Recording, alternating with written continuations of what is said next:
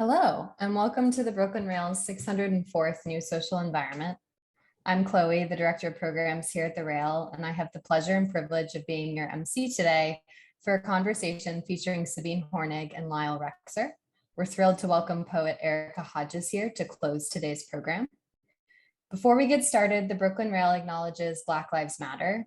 Here in New York, we're on Lenapehoking, the unceded land and waters of the Wappinger, Canarsie, Munsee, and Lenni Lenape people of the Delaware Nation and Shinnecock Indian Nation.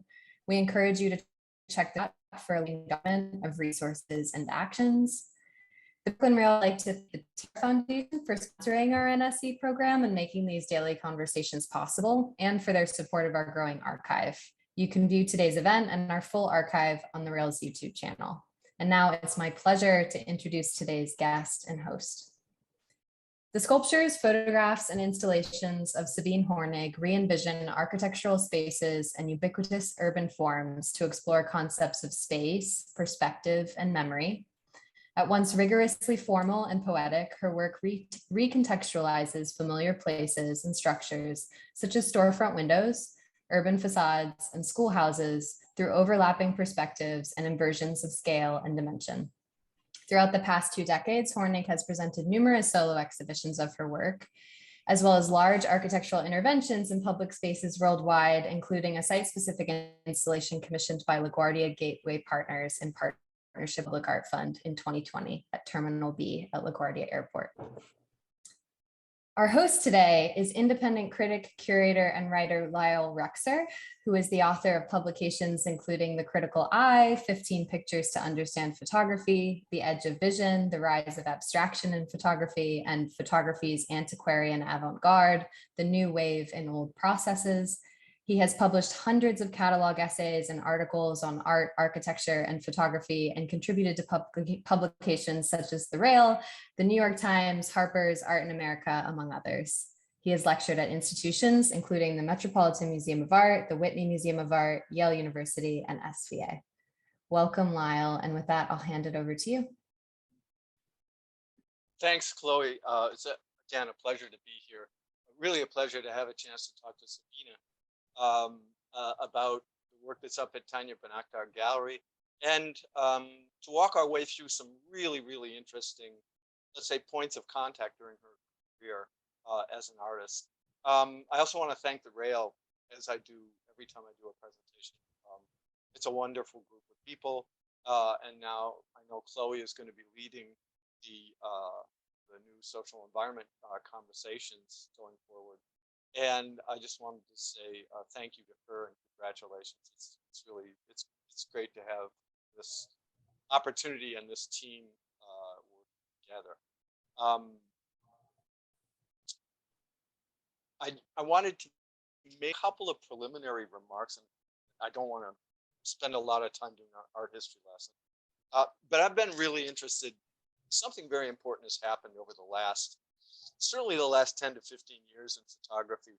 And it's always been the case since the very beginning of the medium that photography has a very special relationship with architecture. It obviously has a very special relationship with cities as well, since it was an urban form, at least originally. And as a critical device and as a kind of intimate partner to architecture, photography has had a lot to do over the last 15 years as the built environment has gotten much more significant to all of us, and even over the last 30 years.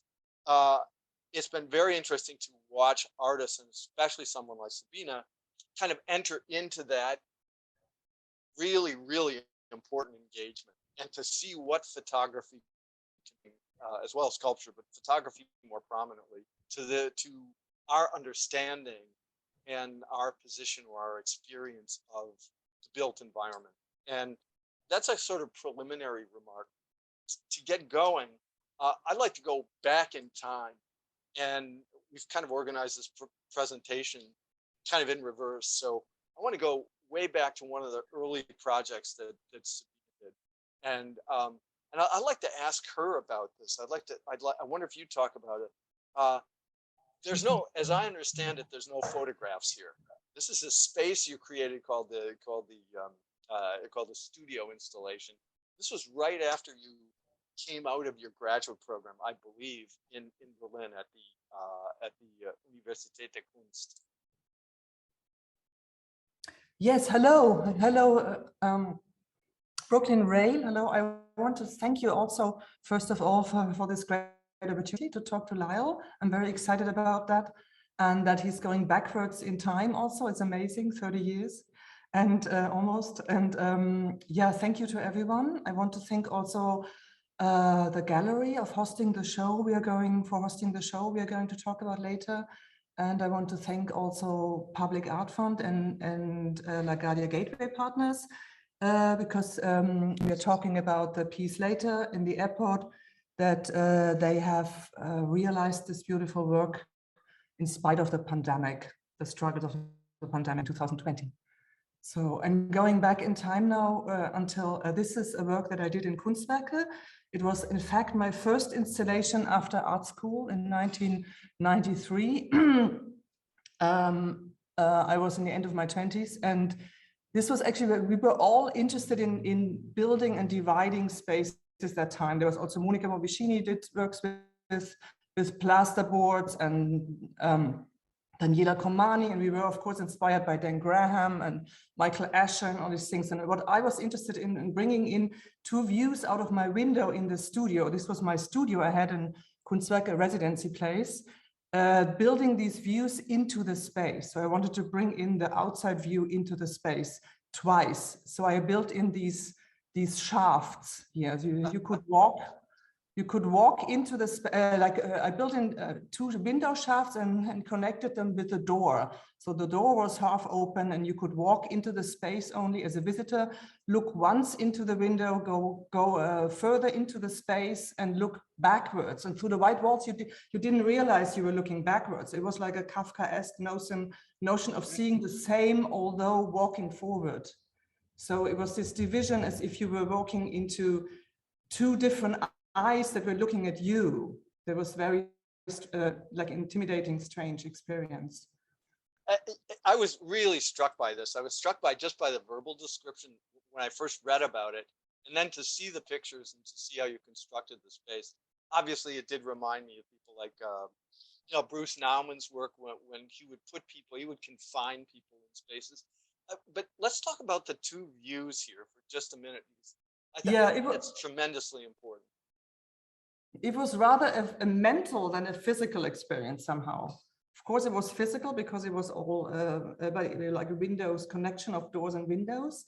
But you were so much determined by the view from the outside that determined the space inside. It was very strange. Well, the other thing that, and this leads into, I think, maybe a broader question that I wanted to get to that leads to some important work we did after this. The idea of interrupting the way we look at things, right? And in this case in particular, to almost separate our eyes, that is the perspectives that we usually have if we look through a window. Kind of like the picture window is a sort of modern, it's really a modern idea. The idea that you can see everything out of a window. And you break that up, you kind of separate that. And that confusion, it seems to me, or that complication, let's call it that, something that turns out to be enormously important. And at that time, I wanted you to talk a little bit about what it was that people would actually be seeing in the city. Berlin was, obviously this is after the wall comes down, it's post-unification. Things are changing a lot. And can you tell me a little bit about how that was shaping your thinking about the experience of the city as well? It was, of course, the interest in the fascination of these two cities brought me in the 80s to Berlin, before the broke down of the wall. And I studied there. And it was this fascination that it was still being half of it, like only West Berlin felt still like a metropolitan city and a very international place. And then it was, when it opened up, it was this doubling that was interested. So like I was always interested in the double vision. And in this work we were talking about, there was this reverse perspective. I was interested in, and then I became interested in this idea that perspective is really something that where you see also politically the view on the world, like you can, like cultures show their view on the world through perspective and images. That's what I understood in this time on a practical way. Yeah. So it, the other thing that interests me about this work, and again, this is foundational stuff, yeah. is the idea that you've activated the viewer in ways that sometimes can make the viewer quite uncomfortable. It's kind of a strategy, obviously, from conceptual art, certainly from the 60s and 70s. But that idea of activating the viewer, of putting the viewer in a position where something is not just happening to them, they have to do something. Here it's physical, and I just want to suggest that because that's obviously something that seems to me follows through a lot of your installation, all the way through. You're always trying to get us, our eyes moving, get our bodies moving, complicate our relationship with what we see. And was that always something that was on your mind, that you needed to do things with us as opposed to just showing us things that we needed to look at? Well, the image was always important to me, so I would never leave the image, also in sculpture somehow. So finding a shape is like an essential thing for me, also about an image, but there's always the images there. And here is a division between the outside world becoming an image and being separated from it, and being physically in the inside world dominated by the outside image. So there is this this contradiction that, or this interaction between the out and inside, but it's also a separation of the outside and inside. And through photography, that the image of photography, I was later on trying to overlap that, the interaction. As you say, the physical is always important. So like having the image as an here as the outer world, being physical in the inner world, like being able to flip this vice versa. So there was like later on the possibility to look through an image and go back, go around and look back. So in fact, it's always been the interaction with the image on a moving, on a way moving through a space. Yeah, as long as you put that in front of us, I think what we should do right now, let's jump all the way to some of the pieces that are at Tanya Bonakta, because then I think people can see very clearly, you can see here how you have arranged some of the pieces to hang. And those pieces, which are densely photographic, that is, that there's a lot of imagery to deal with, are also diaphanous and hanging. You can almost pass your gaze right through them from either side. I wonder if you talk about this kind of arrangement. Go back and look at some of your window pieces. I was really interested. So in the window pieces I was using, when from this earlier piece, I started to build in transparencies in spaces. That is a little bit like the work in the airport. So it's like transparent pane of like a diapositive on glass. And these are small pieces that have the diapositive, but they're printed in the glass. So for consist of color and light on the glass, and it is like a transparent medium, what it is, and it's with positive and negative. So I'm working with all these essential things that are also for me sculptural, like light and glass and positive and negative and inversion. So all these things coming together. And here you have inverted images that are more transparent and less transparent, and people can walk through and see themselves through and see it overlapping the work. So these are all images taken for the LaGuardia work once, but rearranged them in a different way. Photographs of New York, of the upside down New York, and details from it. I like this discussion a lot. That is to say, I like you thinking about sort of the basics of photography. One of the things that I think happened, and certainly in the 2000s, is there were a lot of photographers who wanted to go back and rethink sort of what photography does, how it works, what kind of assumptions we have about it. But things for me get really complicated. If we can go back to some of the earlier work, I want to go back to an installation that you did called, let's go back to where we start with the school window, And then if we go forward one more, Yeah, that's nice. Yeah. Okay, great. let's talk. We're not going to talk about this grave. I mean, the sculpture is good too. So I introduced slab architecture, like that this was a sculpture outdoors that has a surface that is eternal for me. So there's a hand carved surface. So they had this doubling interaction of the double is here, the hand carved surface that could be like from Roman times, whereas it is a modern slab building. So it's also smaller in scale, that you cannot really stand in there. Yeah, and this is the thing with scale. So it can never be architecture.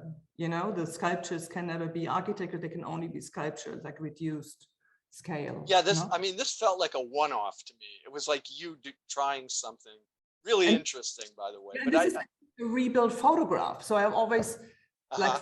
photograph. This is interesting because I did a lot of photographs in the city and in space. This is photographed in Greece. So I photographed a lot of buildings, slab buildings, also from the GDR and in the West and whatever, Los Angeles, Greece, and then sometimes rebuilding them later as a shape that told something essential for me. Yeah, right. And that really resonated with. We'll see some other things where you're thinking about those architectural elements, but let's go forward a little bit. Or maybe to the school window if you want, and then. Pardon? Yeah. Let's talk about this, the school window. So this is one of the first, or this is the way how I introduced the transparencies of photography into the spaces. Like it's again a dividing wall, and then the photograph is a smaller storefront window in Berlin. We were talking about earlier. There were these abundant storefront windows, and still in the early 2000s in the East, but also in the West. Now through recession, they're abundant again. But in these days, it was really a lot. So the whole city was in this provisionary state, where you had a feeling of these abundant, like empty pauses of spaces between events, you could say. And then it is like here, like as a transparency, there are these layers. So I used the photograph as a layer of a memory of a space that you could, like instead of projecting it onto a space, it interacts, it's in the wall. So you can go around and you're always part of the image. Like this. Right, and I love this. I think I saw, was there another version of this?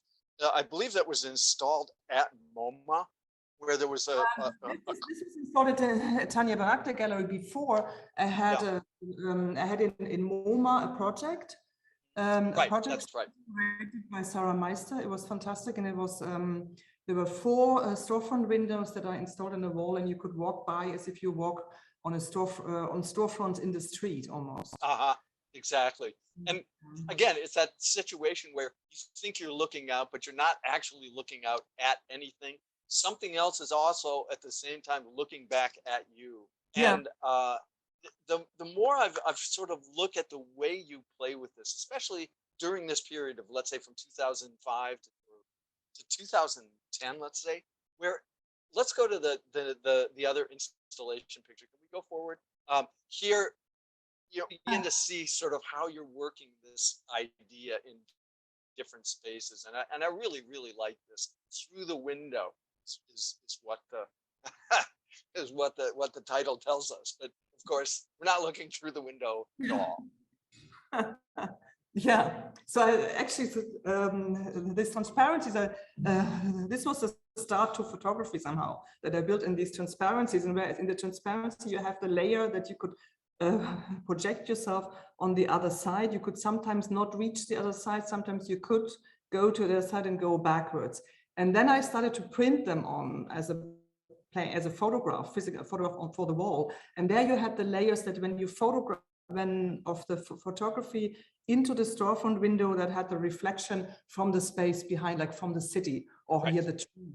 And myself was gone. Like here you see in the diptych in the front, I was right in the middle, of course, and then sometimes you saw the tripod, and I was actually working together with a photographer who had all these huge equipment, because I never wanted to have it and then we had a cord and a cable and stood aside. So it was important for me never have the reflection of the photographer in it, because this would determine the scale. So Yes.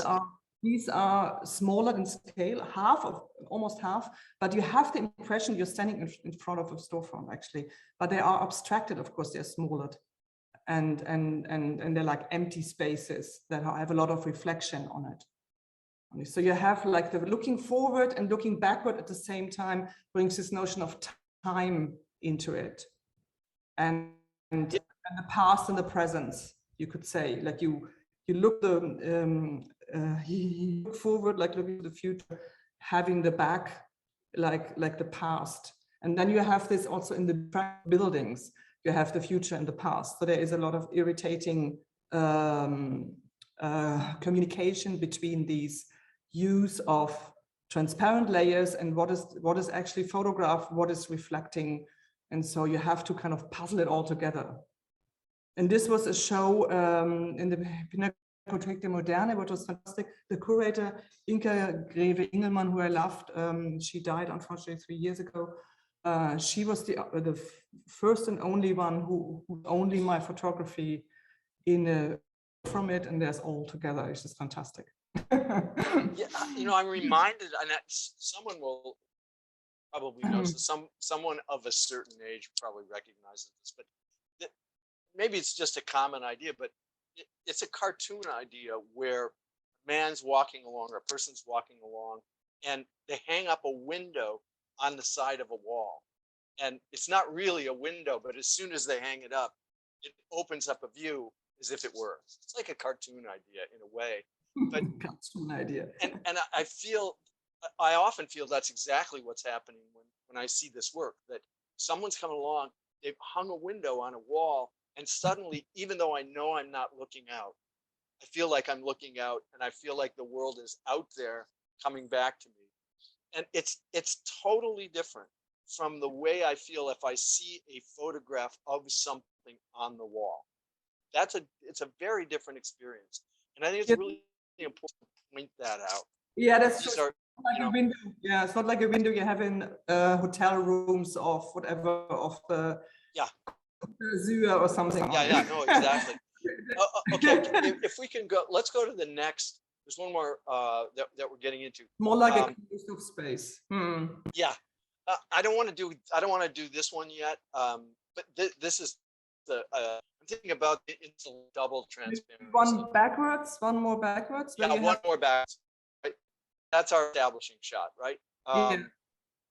And versions of this, and the couple of questions I wanted to ask you about. Things get more complicated here. We're starting to build these fairly elaborate structures in which the windows are obviously, they're very much like the way it was originally for you with that first piece, where we have to enter a very specific space and have this complicated experience. But there are also, interrupting this, there are these architectural elements like this curve here. And tell me what you were thinking about in this relationship between building and sort of traditional industrial architecture, and then the pictures themselves. I wonder if you could talk about this ensemble. Yeah, so this was actually, it is something about an apartment, modernist apartment, that is broken up in a structure. And then you have a selection of images from my archive onto them that show destructive spaces or abundant spaces, like works that interested me, but also parts like this curtain is also from a former installation that I reused. And then there is this, on the left side, there are these scattered windows. It's a school building that I had rebuilt before, and these are all the windows broken out, like falling out. And so they are penetrated by objects. They are like windowsills objects. They go through. Right. So they are, on one side, they kind of pretend they are reflections, but they physically go through, and they have a stucco surface. So they are here. I'm introducing the sculptures again that I had before. The stucco surface going really far into this idea of physicality the architecture, the confrontation with the surface of the roughest surface of the architecture, whereas on the other side you have the thinnest surface or the thinnest image, a very thin image, which is actually printed not on glass but in fabric. I wanted to ask you about that as well, because Yeah. you use different materials to So print. everything you see here is actually printed. There's no reflection that Right. is happening. So the reflections are also printed. So everything is kind of static. The only thing you see that is moving are the people in it. So Yeah, I'm sorry. and we were always talking about it, that it was glass, that it was a notion of how glass, but it wasn't glass, it was fabric. And it is like the thinnest possibility to go with the image and the contrast, the very physicality. But at the same time, the image is also physical. So because it is on fabric. So it is, I'm always interested in using photography and trying to find new ways that match with our vision somehow, to have it, to introduce it, the image in front of us. No? Yeah. The other thing that, as you were talking, I asked, I would ask this question to myself, and it had to do with the use of fabric. And I understand the translucency of the fabric part, but you just mentioned something that dovetails with one of your the early things that you said in our talk, and that has to do with this whole problem of time. And one of the things that just struck me as you were talking is that if you print these things that look like reflections on a fabric that is itself also in a certain way mobile, that turns out a really complicated or very interesting examination of sort of ways in which not only photography, but we ourselves experience things that we see in time. Then we have that architectural element, which is really solid. It's not going anyplace. We have the content of the images, which is all about things falling down or things being built up. And I hadn't thought about your work as being so preoccupied with temporality, but it clearly is. I wonder if you talk a little bit more about that. It's super interesting.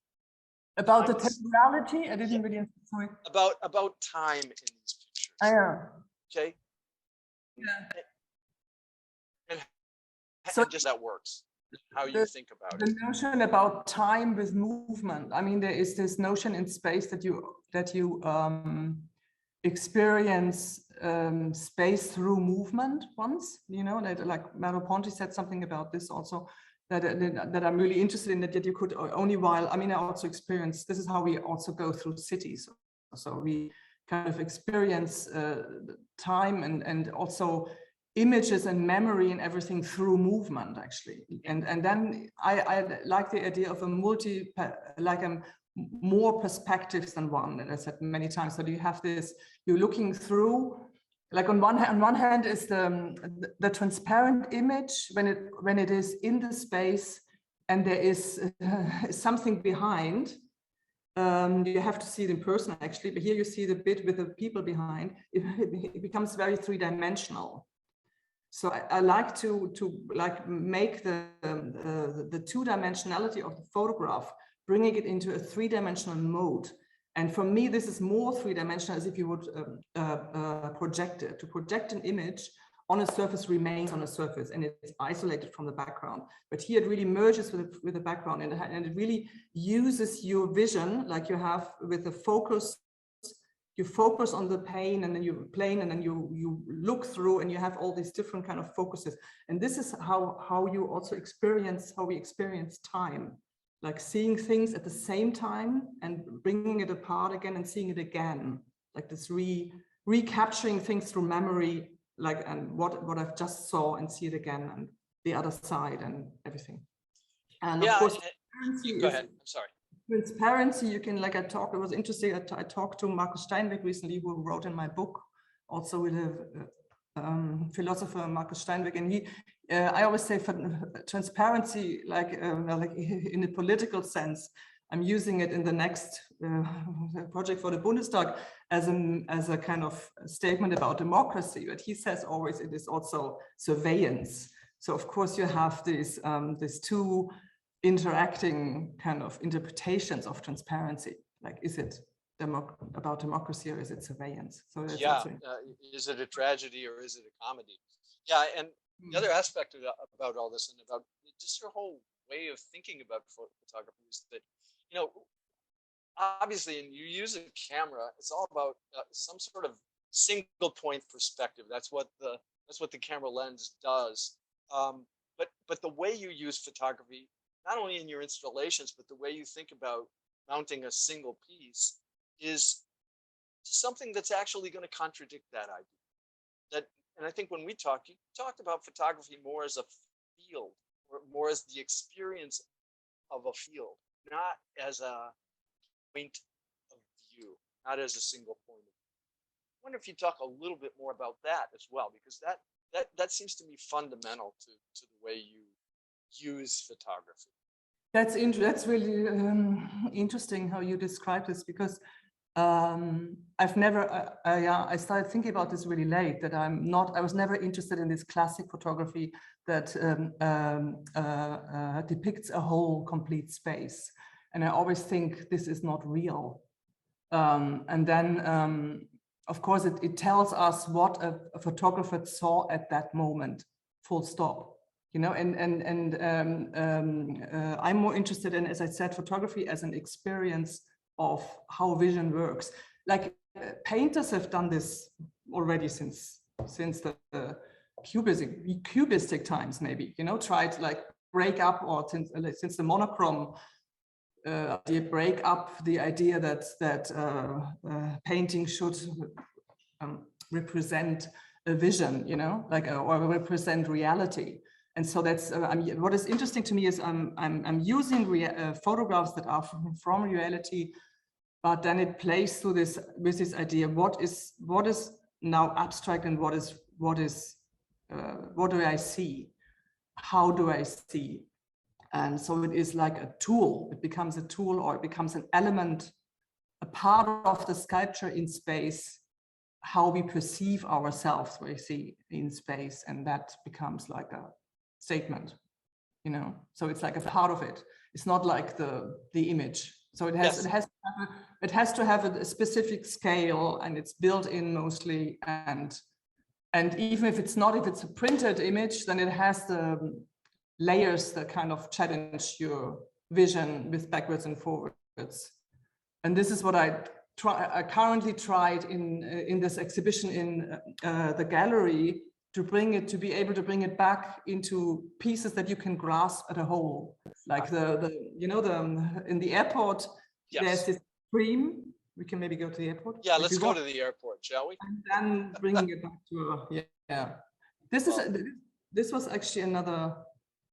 Yeah, we can let's go to the airport. Yeah. Let's show the whole thing. The big one. Yeah, there we go. This is half of it, actually. I mean. Yeah. No, this is like. And this is interesting, because this is again an image which is constructed. So this is a documentary image, but I took it in pieces, because it's not possible if I would photograph the piece with a lens and with a person. That's what refers to your question you just asked. Yeah. Like if you take a camera and you have a wide angle and you photograph it, it makes zoom, and you see like vanishing point in the back, and you have falling apart, you know. And then this is not how you see the piece. And this, whereas you experience it, of course, as straight architecture, and you experience it on passing by. So it is a 80 meters. How many feet? 260 feet. Yeah, 260 feet. 260 feet wide, long space, and it's 12 meters high. 40 feet high. 40 feet high. Yeah, yeah. And it's basically one image, but built like taken a lot of images from New York, put together in one continuous image. So you can walk past and experience the whole image. And here I photographed sections of it, like straight sections, and mounted them together and took the columns out, because if not, you couldn't, like the horizontal ones. If not, you wouldn't have an idea how it felt. Right. Okay. Yeah, and that was a commissioned work, right? Yeah, this was like a competition first that I won, then and then a commissioned work. Okay. And it's And yeah, and it's at LaGuardia Airport. And my idea was to bring in the skyline that you see from the far, to bring it into the space, but upside down, as if it was a reflection into the space. Right. And it's printed on transparent film, which is like a diapositive, highly resolutive. It has a high resolution and it's with a very high resolutive camera. But the thing is, I photographed it in so many sections that when you put it together, there is no central perspective also, like no. That's right. And the pieces are not strictly speaking, they look pretty continuous, but they're actually not. In other words, there's slight gaps, you know. One of the things I liked about it when I was kind of studying it more carefully is that, you know, it is something more of a cubist project than maybe it first appears. At least it seems like it to me. And I like that aspect of it. How many pictures did you actually have to take? And you were using a large format camera at the time to take these pictures? Yeah, I was using a large format camera for the second time. I worked together with a photographer who is using it more often than I do. So we were faster. I mean, I use it also, but not as often as you. So that was really good. So we were really, we were shooting the whole time. And then in fact, I used about 1,140, I think, images merged together for this large image, composed together, you can say. So the idea is if we have another image, the next one, yeah. Here, this is on the top floor. The space is open in the one that we saw now. Then it divides with a ceiling in between of two spaces, upper and lower part, and in the end it comes together again, like in one open space. And so here you see the interaction. There's like a skyline from the top coming down, and then there's interacting with the second skyline, filling the gaps. So this is and interacting with the floor too, going into each other, you know. And yeah, I was interested in the idea of having this, of course, heroic, beautiful skyline upside down, it in a different way, but also having the double notion again of the night, of the day and the night, of the golden and the dark and whatever together, you know, and you see the landscape in behind, like the real landscape of the reflecting, you see it through. So you see also cars going by. So it becomes very lively when you're there, because you're moving, the image is moving and the cars are moving through. Yeah. So that's what you would see. Like if I look through these windows, because I'm not sure exactly where they are. That's what I would ordinarily see. I'd see cars outside, right? Cars and landscape outside. And landscape outside. Okay. If you look really far, you see the actual skyline. Yeah. On that's the right. it, right? Yeah. Way in the distance, right? Yeah, from and here the image comes in winter. It comes completely into the space. It reflects into the whole space because windows in all the day. So it's worth going in winter. I've never seen it that way. A photographer, Niklas Knight, took this photograph, and it's beautiful. But I've never seen it that way. I should go back and right. We should all go there. We'll have to wait till next year. So this is another interaction. It's another interaction with people walking through. It is actually a passageway. It's a passageway from Terminal B to the parking and commuting area to the city. So you pass through, and suddenly I had the idea that travelers would pass through and then walk over this image that's reflecting, and then see the image, because you mostly in airports you look on the floor, and then these text elements that are reflected. I wrote LaGuardia person, Fiorello LaGuardia, and I found it so striking what he said, like the political statements he threw out. It was really amazing, and so as I didn't only want to beautify an airport, I wanted to talk about New York, of course, like what it is about New York, and challenge a city always faces. This is what he talks about. And it's an interesting time in the 30s where he lived. He lived like where he was a mayor in New York between 34 to 45. Yes. And here you see the success and progress of our republic cannot be measured in terms of skyscrapers or reserves and banks. So I had all these quotes that are contemporary still or timeless, and then always have Fiorello LaGuardia 1922. So it is older and like quotes from 17, I think 17 was the first quote I have until 46 or so. And so he's always talking about a social and political condition of the city that he wants to improve. He was very engaged with minorities, of course, and he brings all these, I thought these sentences were so current of the problems a big city has, like not only New York. And I found it really funny. Like I tell you, it's damn discouraging trying to be a reformer in the wealthiest land of the world. So he's like, yeah, it was great, and always patience and fortitude. And I thought it would be great to have like text in an airport, that you always have, you have text in an airport more than images, I guess.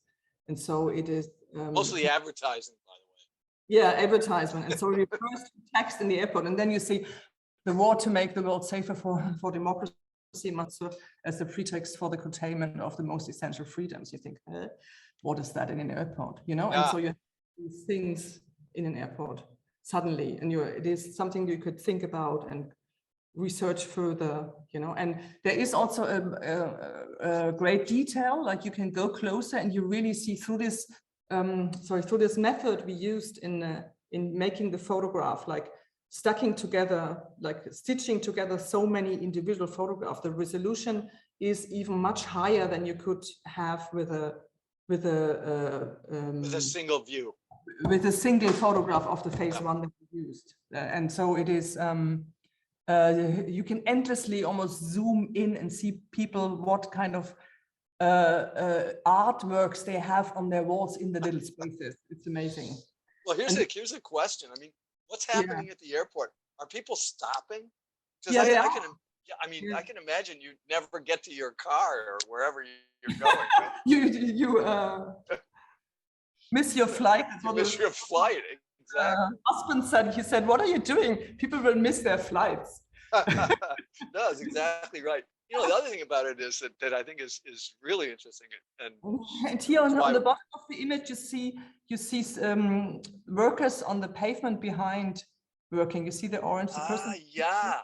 So you can look through and see what is going on behind. And this makes also you see fantastic. like sandy surface. So that makes the building really three-dimensional, but also transparent. So there is like this interaction between a solid building and then it's transparent again, you know? Yeah. And I want to get at your feelings about the city, because, you know, if you go through airports, and this is true, it doesn't matter where you are, whether you're in, you know, Miami or Portland, or whether you're in Vienna, or there's a lot of cheerleading going on, and it's usually commercial, right? In other words, there's a lot of signage that tells you, and a lot of pictures that tell you what you should see, where you should go, basically get you psyched up as a tourist to be in that place. And I'm really interested in what kind of experience of the city do you want? Let's say someone who's leaving, or someone who's just visiting, who's just coming. And what's New York for you? I mean, what did you pick up? What are you thinking about in terms of the kind of experience you want people to carry with them? Yeah. The notion of a city, I think that is always also a longing for everyone. So I think that it's more like the immigrant idea, which is not really LaGuardia, because it's a national airport, except of Canada. But this idea that New York is a melting pot of cultures, and people coming there to realize their ideas and bringing out the best of themselves. So there was when Niklas Bohm from Public Art Fund invited me to participate in the competition, they curated it. he said about, we talked about the spirit of New York, and this is what really was the essential idea of it. And what is this? And I was immediately, yes, because New York was always been in my career also this kind of point where I could realize things that I could never realize before, sometimes at MoMA also, then a sculpture at outside of Jill and Peter Krau's property, a huge concrete sculpture, which I have here. Like I could realize things, and I could do things, and I could also bring with this piece, like do an enormous large thing. No, not a sketch, it's not in, it's in the new book. And so it and in the quotes of LaGuardia, there is this, of course, positive aspect of New York, but also a critical vision. Right. And I think that's also in the upside down skyline that you have, that New Yorkers are not like stupidly positive, they're also self-critical. And it is, I think it is really this interesting aspect of change that also Berlin always had, like being always in a change. You know, like absolutely, and I mean, I do want to ask you. I want to move to this final set of images. We're back in the gallery, and I wanted to ask you about, first of all, about the use of text, but mostly about your use of the title, which shows up on one of the images. But I do want to make reference to Berlin in all this, because Berlin is a place in which you experienced, physically at least, just incredible changes which you have experienced over the last 30 years. It's almost mind-bending. New York has gone through a lot of changes that may be less obvious, but no less profound, it seems to be, in terms of its physical. You think so? I really do.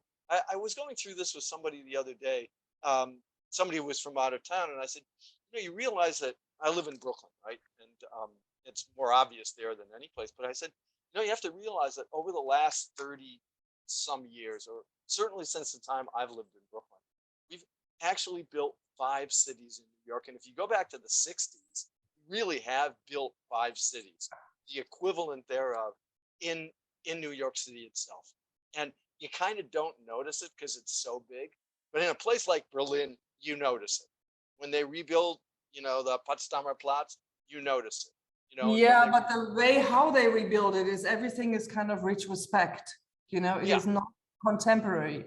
So we can also talk about that. I mean, in New York, that's another topic. I mean, yeah, but maybe building at least these finger towers are something contemporary, and it's something absurd also, they're built like the in-between spaces of other buildings. I love this idea. You buy the in-between spaces and you build another tower. It has this absurd, where can you build another, so where can you stick it in again, and it is also, on the other hand, you have this idea of a city that has these multiple towers, whereas I think sometimes in Germany, and as you still have this idea of the church being in the middle, people want to introduce this again, like the center of the city. This is what in Berlin they rebuilt this stupid castle, which is the worst thing they could ever do, like going back to colonialism or before even, it's horrible. So I think New York for me is more contemporary than no, for sure. So that's why the vision is more challenging. Yes, but let's go back to this. Is our kind of it's almost a signature piece. This is the title of the show, and so I wanted to ask you 2 questions. First of all, your sense of what this is all about. This is no time. It's obviously whatever that sentence is. It's not completed, and then. The other aspect of it is the importance of text, certainly in the windows, obviously, but in this exhibition, and you say that these are all mostly taken from the LaGuardia project, but is text something that you, going forward, want to use more, or you think is important to integrate into your projects? There's a lot of people out there thinking much harder about text and photo than they have in a long time. And I'm curious about that for you. Or is this sort of just maybe a one-off? I'm not sure. Well, I don't know for sure either, but I've used text before in some works, but very rarely. And usually in the window works, I took text out, like advertisement. It was too specific. Right. But here I liked the idea of being able to use them as an element that was specific, that is specific. Like in photographs, I used, like as you said earlier, realistic photographs that at the same time don't have this realistic space of a photograph, but become abstract or become like a field of vision. And so the element of realism and also of talking to you and referring to a placard, political placard or so, could be, it's a method that I was interested in through the LaGuardia project, but also before, to be able to make a statement. Like right. So it's not a question, right? It's Hmm? not a question of you thinking about photography as sort of not being able to stand on its own, right? It's not that. You're not propping up, just something more about a dialogue that's going on, text and the. Yeah, as I said, for me, it's not important. It's like I wouldn't really go wake up and talk to myself and say, today I do a photograph, or today, of course, when I'm in a project, I know what I'm doing, but it's not like that I define myself as a photographer. I never did.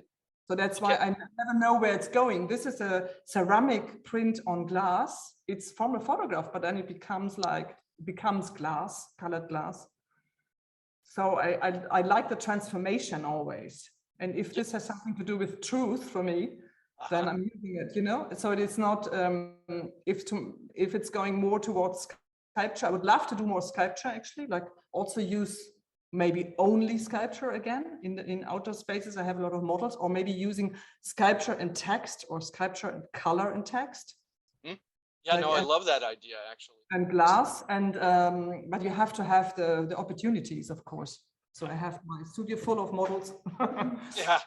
Well, so but this yeah. is no time. This is no time. So talk about what no time is. Do we not have enough time? Or is this no time for us to do something like back off, or this is no time to. Yeah. Well, it's a fragment and an open question. It comes from a LaGuardia quote, which is also in the show, which is called "This is no time for political fence building." And I've used it on a piece of plexiglass just to try out with a film, and then I had it left over and it stood in the studio, and I loved this thing of "This is no time." And suddenly I used it again, and then I liked it as a statement that doesn't say anything. Like it has this urgency in it. So we could, people who see it can decide on their own this is no time for what.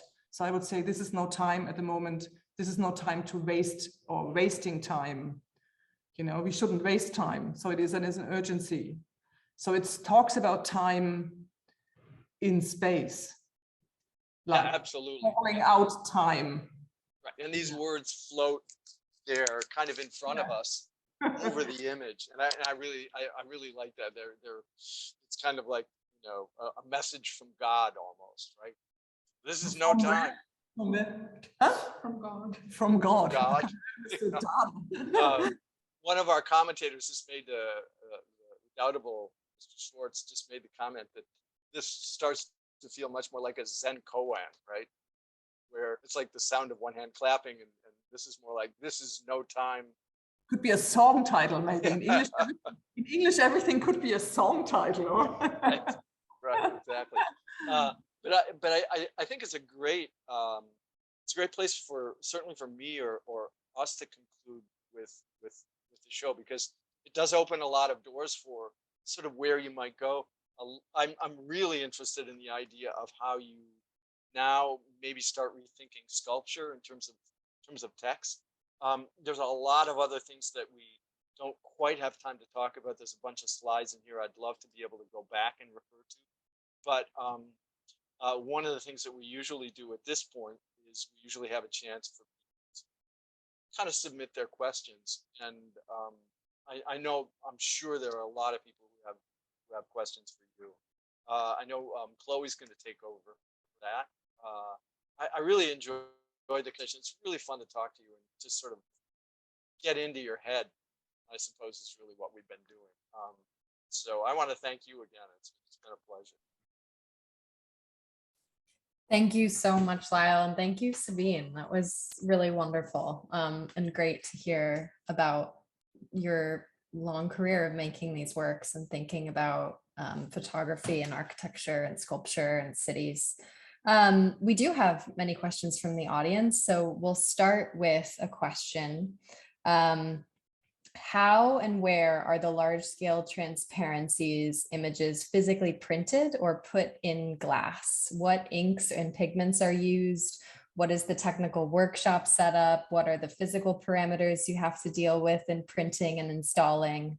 We want to know the details. It's always different, I can say.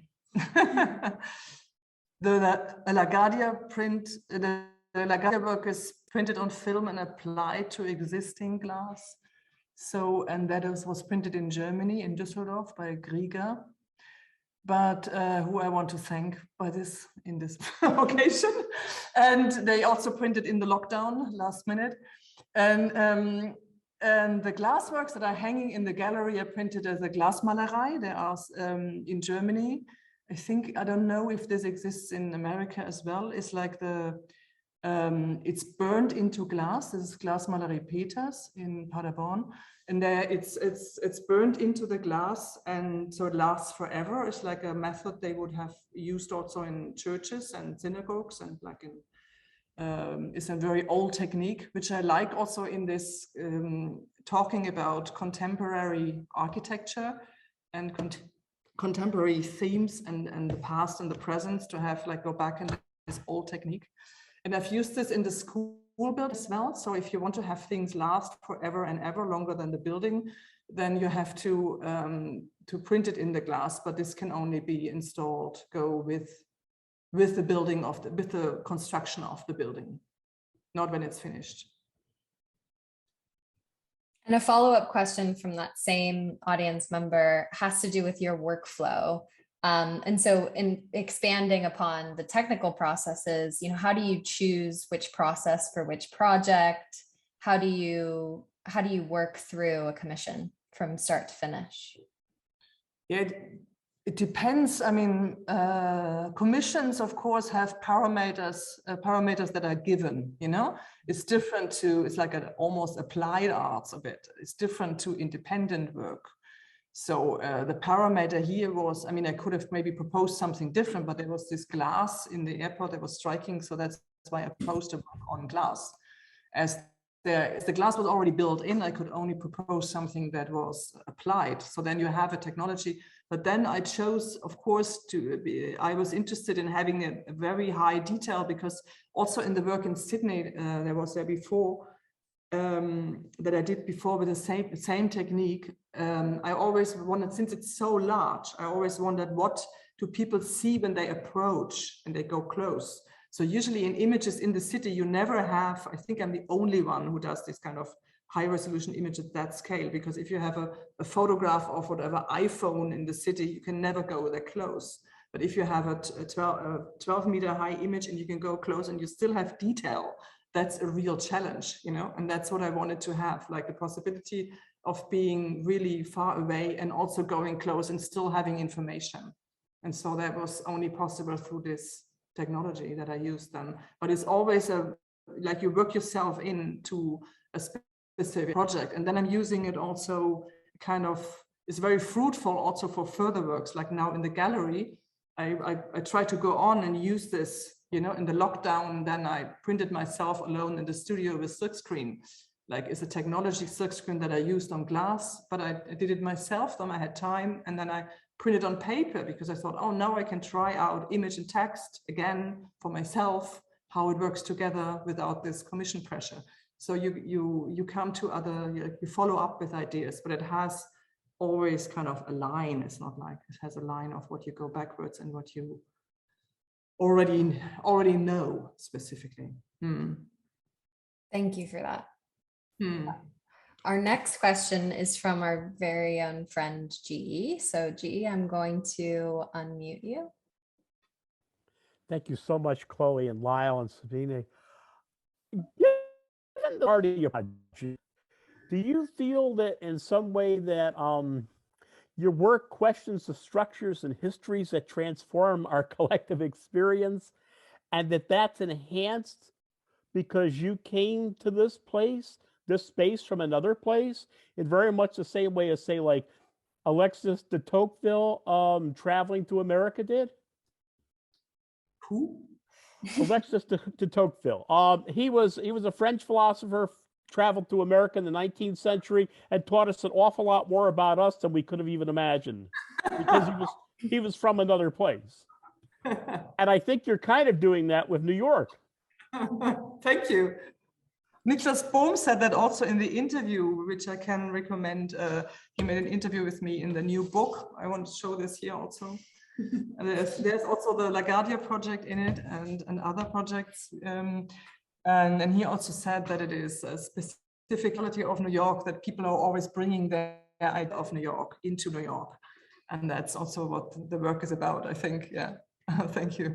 Oh, no, it's wonderful. And it looks as though we can then walk through that experience of your experience. It's not a real New York. It is a completely constructed. I know, but it's an essence. It's a sense of. So thank you. Thank you. Thank you so much, Sabine. Our last question is from our very own Fong Bui at the Brooklyn Rail. Thank you, Chloe. Thank you, Sabine, for the wonderful conversation. I heard a bit here and there. I remember your show in 2013, the last show, and I know that it was very strongly preference the Nabokov novel, Transparent Things. Yeah. And I kept thinking about Dan Graham, our friend who passed away recently, just because of his work, always, maintain that relationship between architecture's environment and the viewer. Both are participatorily involved in that space mutually.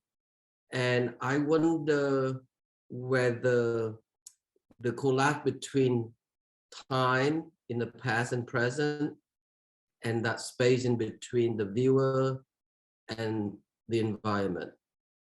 How do you think about that space? How do you normally make it work in different works when it materializes each time differently? Does that make sense as a question, Sabine?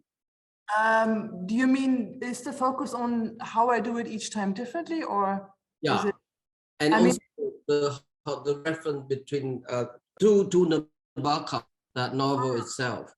Yeah, I mean, the reference is actually the same. The reference of Nabokov was in this time, there is a book that's called Transparent Things, and I stole the title. And then because I really liked his idea that in the book that through like every object has certain layers where you can look through in their origin. Like a pencil has one of the earliest layers of the pencil is the tree where it was carved from, and then it made it a pencil. And you see all these layers in time, and that's what I try to refer. And sometimes there is literature also as a strong inspiration, like also Marguerite Duras. I've used in a recent show a passage of their of a book of hers, because in literature, although it is some artists like Nabokov and writers like Nabokov or Duras, also Kafka, they achieve it actually, although it is a linear method, like writing is linear, but at the same time, how they use the words, like in repetition or in creating images in our mind, it's like a similar use of time. And then it's interesting to use the reference. I think Dan Graham, to go back, he was very involved with music as well, and also these, like having references. And I admire this a lot, also his writings, I admire him a lot. And also he was a great inspiration in the beginning for me a lot, especially the first image we saw with the built-in divided spaces was a lot. Dan Graham was a large inspiration. Yeah. Okay. I mean, great. What about Sabine? What about Thomas Mann? Who? Thomas Mann, his novel. Yeah. Thomas Mann is very realistic. Okay. I like the use of an abstraction, and for example, Kafka is amazing in German, at least, how he manages to use so many, and Duras as well. She's French, although, but in the translation to how they manage to have so many images in a very simple sentence. You know, creating images. This is amazing, I think, and also working time. I just reread Tonio Kruger, and just realized how terrific is the short novel. I was told that the movie, so I'm dying to see the movie, the film version of it. But anyway, it's a great show. I saw it the other day, so congratulations. And for those of you who haven't seen it, please come and see the show. This is exactly why we talk to the artist Sabine today. So thank you so much. And thank you also for mentioning the work in 2013. It's amazing that you still. Oh yeah, it was a great show. I went there. I think I went there with a bunch of students from the writing and criticism at School Visual Art. Oh, actually, there was an article also from Brooklyn Rail, which was great. And I still. Yes, that's right. It was reviewed also. Yeah, thank you, Sabine. Thank you. Back to you, Chloe. Thank you so much, Sabine. The Tanya Benektar is on view through July 29th, so we do encourage you to see it. At the Rail, we have a tradition of ending our community events with a poetry reading, and today I'm thrilled to welcome our Poet Laureate of the day, Erika Hodges, to the stage. Erika Hodges is a gender expansive poet and performance artist living and breathing somewhere between Brooklyn and Boulder. They received their MFA from Pratt Institute, where they were the Leslie Scalapino Scholar. Their work can be found at Flag and Void, Calyx, the Poetry Foundation's Open Door series, and the Poetry Project, among others. Welcome, Erika. Hello, thank you so much for having me. Thank you to the Brooklyn Rail and Chloe and Fong. And everyone else also, and that really insightful conversation into your work, Sabine. That was really beautiful. I'm an admirer of your work, so thank you so much. Thank you. Today, I'm just going to read 3 short things to close us out. The first is from an essay I'm writing on loneliness, and then the last 2 poems are actually from a manuscript that's very much about architecture and the city and New York and Brooklyn specifically. So it feels appropriate for today's talk. Yeah, so I'll just get into it. I tell them how I care for them. I notice they drink tea out of jars, and I know they are an intentional creature. And so when I make them tea, I put it in a jar. They are surprised that I noticed, and then that I went to find jars so they could see their tea swirling, living in diffused color. I tell them how I care for them, that I do not speak as much in the morning so that they can arrive. I touch them lightly as I leave a room so as to transfer a love that allows them to stay inside their own mind. They always act to me, always, and it is something I trust. I tell them how I care for them, that I bring them with me to a show or some opening that was once unavailable to us both because of our class, our bodies, our poverty mindset. They reflect back to me all the light that is only possible from someone's last candle. This candle burns forever. When I cannot continue writing, I get up and distract myself intimately and otherwise. I leave for an empty room and come back with less freneticism. I think some would call this caring for myself. I do not know if I want to think of it that way. I would like a higher standard for what I call caring for me. I would like everyday functionality of my life comprised of various needs to be a given. I do not want these needs to be bestowed upon me by time and circumstance as some gift. The hard solid of the not even want the desire to be touched, to be desired, while tempering the desire of others to not fulfill this iron need, but to fulfill their own. And so you are left thirsty. What does generosity look like? when we were all so hungry? What kind of intimacy is possible standing beneath one another with wide open mouths, tongues outstretched, waiting for a little juice to fall out? Oh yes, Molly, top of the mountain, wildflowers and all, close us out, rip it up. Yes, each time I return, it is from the loft of my friend's private room. They have vacated it this afternoon specifically for this purpose. Right, writhe, right, writhe, right, writhe. I would think this process would be overwhelming, but each time I come back to the desk, I am clearer and more organized. I am able to see more deeply what I am doing to tie myself up. I am listening to the Americans chat at the dinner table, the large stone table that sits 22. I am an American abroad. I have assimilated to the middle class, the class that is able to travel and have time to make art. I am able to belong and not belong at once, holding both and not exploding. I want to join them, but I want to ride the wave of this post clarity. I feel so much like a man in this way. I feel so much like a man in so many ways. I do not want to be called a man. I like being what I am, but I want to be both, standing in front of you, over you, while you lie in bed admiring me. I also hate this conversation. Really, the gender conversation, it's so boring. I just want to be a woman and a man, and no further questions, please. Middle class, but always poor. It is painful to be both, but it is the reality. And there is such freedom in reality. Acceptance allows for mirth and nonchalance. My nonchalance is a man. My care is both a man and a woman. My envy is a woman. My embitterment is a man. My desire is both a man and a woman. My ecstasy is a woman. My grief is a woman. The third round is chocolate pudding and a hand-rolled cigarette. After all this unlanguaging, I sit at the stone table and flirt with whomever.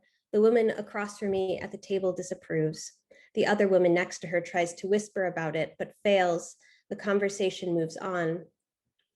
I listen to the American women explain non-monogamy to a man from Lebanon. They talk about non-hierarchy and partnership. I stay on my balcony thinking of my many lovers, the ones I care for platonically and romantically. It sounds elitist, but it's also fear.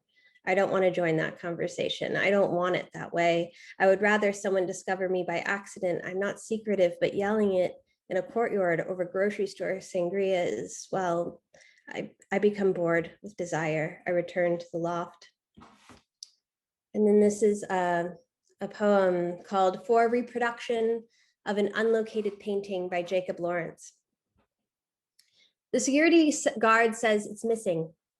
No one knows what happened, but I can see it. It's right there, leaning against a wall, a work shirt tucked across it, the apartment, a walk-up, a hub, the building coming in and out, some voices, shifts, and clock-outs, the painting remaining center, the room adjusting around it, the people, the movement, the painting. In praise, the table in the walk-up apartment rots through due to a leak in the ceiling. And instead of calling someone that will take their time and just bring grief or making the whole a part of their day, they lay the painting across the rotted table. They spring for an expensive dinner. They eat fancy cheese and sopressata off of it. After dinner, the people fuck joyfully on top of it. At some point in the life of the people, they change the furniture and can't find the right place for the painting, so they gift it to a friend who comments on it every time they come over. A friend who gave them a table they found stooping some months ago when theirs had rotted through, the leak remaining. The painting is touched, examined, and held. It is with the people. Unlocated means stolen by someone who loved it, but in fact, it was never stolen. It was returned to the people who loved it and lusted for it. Sometimes the painting is a point of resentment. The apartment livers smoking a cigarette, figuring rent, eating cheap, wonder why this painting is here if they cannot live inside of it. Why even have it?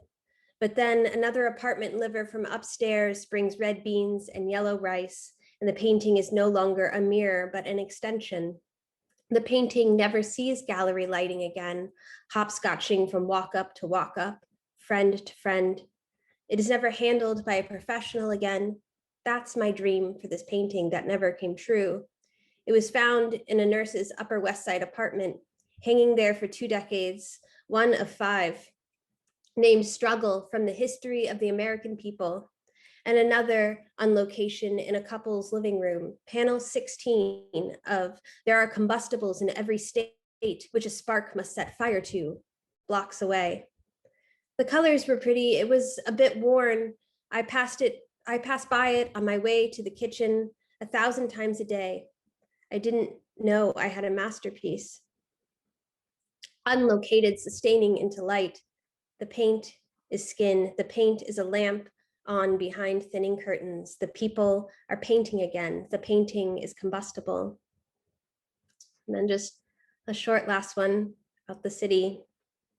Winter 5. And when the winter ceased, the poppies came, spring again, or something else.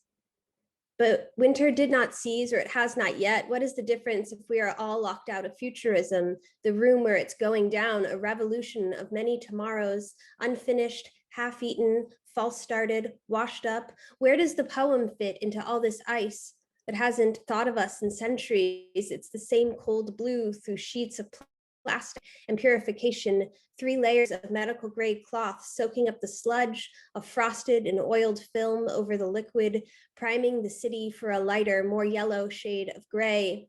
The city that persists, a skyscraper that plunges as a determined muskrat might, burrowing through the earth, pushing itself up, chest plate first, shining ambivalence, a triumphant landscape of obsequious steel.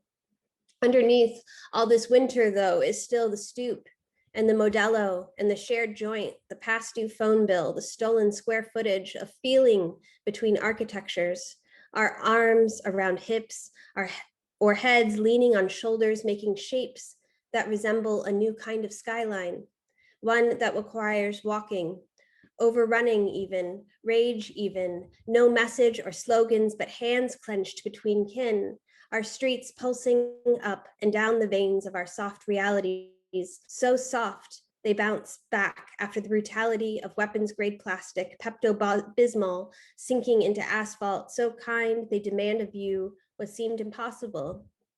To give in the old city, silence, free, unstolen joy at the top of a 5th-story walk-up, a little room to breathe.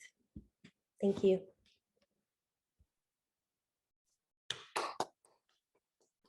Thank you so much, Erika. That was amazing. Thank you. And thank you again to Sabine and to Lyle, who has stepped out of the Zoom room.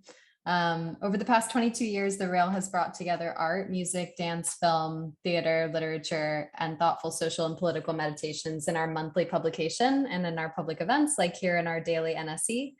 Please check the chat for a link to donate to support our writers, editors, and operations here at the Rail. And next week, if you're around, please join us. We're hosting a series of screenings in collaboration with our friends at the Filmmakers Cooperative. On Monday, the first screening will be of Sleepless Nights Stories by Jonas Mekas. You can now turn on your microphone and say goodbye as you leave. Goodbye. Goodbye. Thank you, everyone. Thank you. Thank you, Sabine. Thank you. Thank you, Lyle. Thank you, Erika, for the beautiful reading. Thank you. Amazing. We'll see the show, you all. Thank you, Berlin. Thank you. Thank you. Thank you so much. Yes, indeed. Happy Friday and have a great restful weekend. Thank you so much. Happy Friday, all. Thank you so much. Bye. Bye. Happy Friday. Bye, everyone. Thank you, Sabine, again. Bye. Thank you.